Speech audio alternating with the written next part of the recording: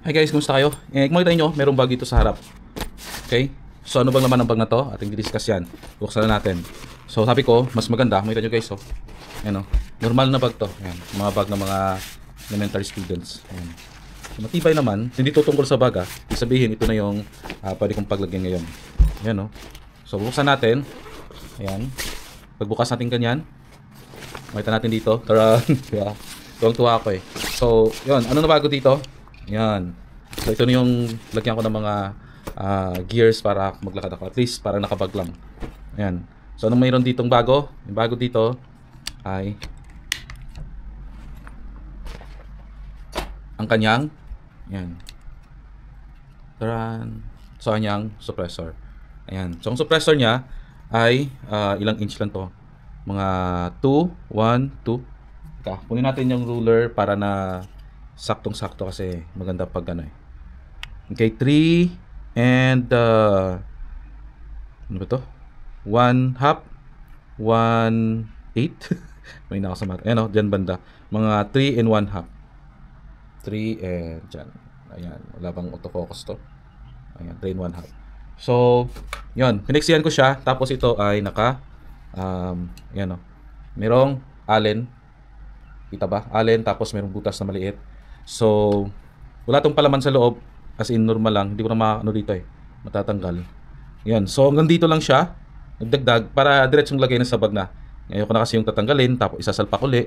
Maganda pag ready to fire na. Yan, oh. Tapos ito, dito banda, ay dito ko na nilagay yung aking lagayan ng mga pellets. Para pag nawakan ganun, halimbawa, nun, kuha na ako ng pellets dito. Yan. Kasi wala naman tayong paglalagyan ng iba. Para na sa kamay ay ayan, meron siyang clear, di ba? Dito sa kamay, wala na po siyang rail, wala na po siyang bipod. Ang purpose mo nito kasi pag mag-bipod pa tayo, maglagay pa tayo dito ng mount. Dito naisip ko, tapos dito yung bipod. So itong design na to ay pang off hand siya, no? Yung hanggang 40 to 50 meters. Ayan, kasi bakit ko nasabi? Kasi 13 inch lang yung panumpit natin. At yung plenum natin is enough lang. Ayan, so na-test ko siya sa 30, swabing-swabe. Na-test ko rin siya sa mga 40, swabing-swabe at 50. Hindi ko pa siya na-test sa mga 60. Pero ito na siya, guys. So, yan. Shout out sa naggumawa ito ng sa amin, tropa ko din. Sabi ko nga pag ayan, napaka pulido, angas. Ayan. Wala siyang palaman sa loob, as I said. Ayan. So, 18mm, kanyang panumpit. Ayan. Tapos carbon fiber 0.22. Napaka ganda. Ayan. So, compare natin dito. Ito yung 0.5 na carbon fiber. Yan. Himasin natin kung may umuulbo. Tingnan natin sa loob. Ngayon ko lang nalaman, dapat i-check pala sa loob kung may mga bitak-bitak, ganon. Okay, this is 0.5. Yan. And ito naman is 0.22. Kita natin yung difference. Ayan. So ito ay pang malakasang setup. Ito naman ay pang ano lang, pang off-hand. Ayan. Kaya swabe. Okay? Ayan. Ito din. Mamaya i-share ko sa inyo anong nangyari dito. Bakit hindi nabuo. So ito guys, no? Tuwang-tuwa ako. So kulang lang dito is yung kanyang scope. Plano ko dito, usap kami ni Manong Ernie, yung plano ko dito is maglalagay ako ng red dot. Para na, kasi malapit lang naman yung target eh. From 5 yards to sabi natin 50. Ayan, para malapit sa katotohanan. Makita niyo napaka-ganda. Ayan, lahat pulido. Ayan, kahit saan nyo tingnan, sa loob at sa labas. Binawasan ko kasi sobrang lakas. Makakuha tayo ng 840 feet per second, pero napaka ano nito. Ibig sabihin nun, matigas na. Yan, medyo may katigasan na nga. Oh. Kasi binawasan ko noon, makapal to na malaki. So, madali lang siyang ganunin. Ngayon kasi, binawasan ko para naman mag-angkop sa mukha niya. Pero ang disadvantages is medyo matigas. Okay, ibig sabihin, pwede ko siyang pahinaan, intended na yung ating panumpit ay nasa 16 pataas. No, kaso yung panumpit natin is 13, kaya yung FPS niya ay kailangan habulin. So mahabol lang natin ito kung meron tayong plenum dito. Kaso haba naman yung ating yung tank papunta dito at mabubunggo siya. So okay na sa akin to kasi ngayon nasa 780 na lang siya para siyang CO2. No, pero okay din, 780. I-test ko ulit. Kaya ito na siya, no? Galing dito, papunta dito ay swabing-swabe yan. Ayan. So konting wala masyadong alog. Ayan. Natutuwa ako dito.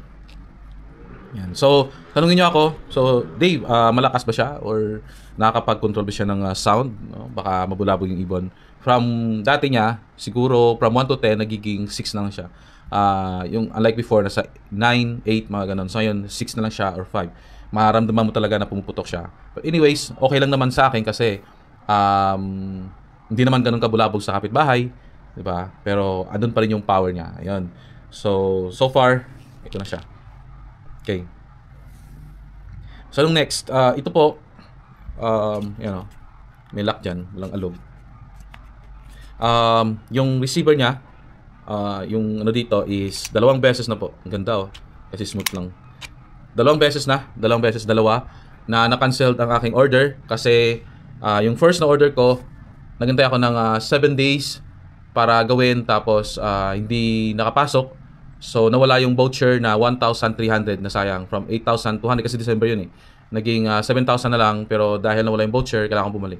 So, dahil na gusto kong bumili para at least may reference tayo na pwede makabuo sa online, ay nag-order ako ulit pero it cost me 8,500 o 8,300. So, sayang yung 700 para sa iba, para sa kanila, mura lang yon or hindi ganun kalaking amount. Pero para sa akin po, sa atin na pangmasa, malaking amount na po yun. Especially hobbies to at hindi natin to pinagkikitaan ng malaki. So, nangyari, dumating yung another voucher, kinancel ko lang, tapos nag-order ako ulit para ma-proceed lang yung order.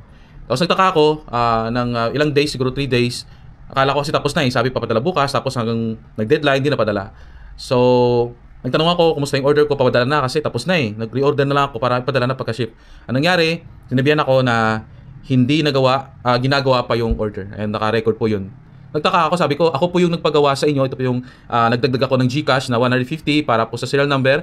And nagdagdag din ako ng 200 para sa swing na may o-ring. Okay? Para po intended lang po na makagawa tayo ng makita ninyo na pwede tayo makabuo ng unit using online. Okay, yun sana. At siyempre, di ba, libre na yung promotion ng sa kanila tulad nito. Di ba, marami sa inyo ng ganyo and dito sponsored, okay? Pero nagandahan ko dito kasi sa shout out, no? Sa maker gumagawa nito kasi nag-order ako that night. Mga siguro, sabi nito day before maggabi or before mag-midnight, 11 napak na, kinabukasan napadala agad. Tapos after 2 to 3 days natanggap ko. Kaya sir, ma'am, thank you so much. Yun. Yun lang sa may receiver. Yun nga. After a week, sabi papadala bukas kaya na-cancel dahil off na sabi ko tapos na yung 7 days na binigay ni Lazada. So okay lang. Nag-reorder ako until ita ako ng voucher, cancel ko. Ako mismo nag-cancel. Kasi andyan lang naman importante, ma-reorder ako ulit. May nakita akong voucher na 1,000 ulit. Ano yun, New Year yun, talagang binantayan ko, nagpuyat ako, alam niyo yun guys, yung feeling. Tapos hanggang dumating yung January, nagulat ako kasi yung statement is ginagawa pa. So pasensya na. Okay lang yung na naintindihan ko Pero yung yung nagtaka lang ako, bakit ako yung nagpagawa eh. Yung sabi papadala na bukas. Yun po, recorded po yun So sabi ko okay lang. Okay, ito yung pinadala ko uli, ito yung serial number, ito yung part po doon is yung o-ring swing, ganon. Hanggang dumating uli ng 7 days. So mga 14 days, malapit 15 days na. Kahapon. Okay, kahapon.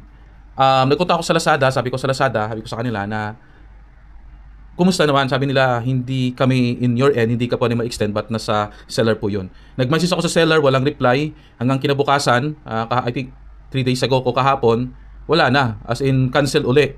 So pag mag-add po ako, wala na po yung voucher. Yung price po niya is 8,400. Ibig sabihin, instead of 7,300, mga more than 1,000 uli. So sa atin po na pangmasa, malaki na po yun.